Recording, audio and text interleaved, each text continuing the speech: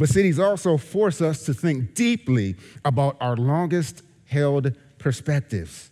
The core of our thinking is often challenged because we're confronted to actually understand, why do we believe what we believe?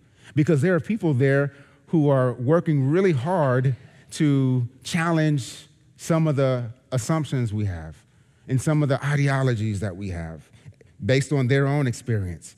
In cities, people are deeply skilled and emote proficiencies in areas that many of us have no understanding about. People have so many different experiences in cities. And one of the things that's been a blessing for me is to be able to have conversations with so many individuals in Boston to learn about their experiences, to learn about what is it like to grow up in Singapore, what is it like to grow up in Brazil and all of these amazing places. But then also, what is it like to grow up in Boston? You know, as a church, we would have a service on the beach every summer in South Boston. And so we would have a church service on the beach. You know, we were a smaller church, so we could have a church service on the beach, and we would have baptisms on the beach as well.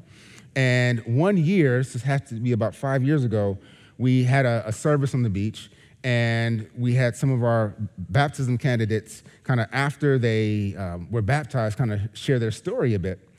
And one of the ladies said, you know, she's an early 40s African-American woman. And she said, "This is my first time at the beach in South Boston. And, you know, I grew up 2 to 3 miles away from here, and my mother always told me that people who look like you aren't welcomed here." And so she said she never went to the beach. And so you can imagine the silence over us as a church as she's sharing this story, and just how much our heart broke for her as she's sharing this story. But then it was also a moment to rejoice, because here it is, you know, we're celebrating her new life in Christ, or her declaration of faith in Jesus. But we were also able to celebrate how Jesus cuts through fear, and how Jesus cuts through racism, and how Jesus makes people who were once different whole.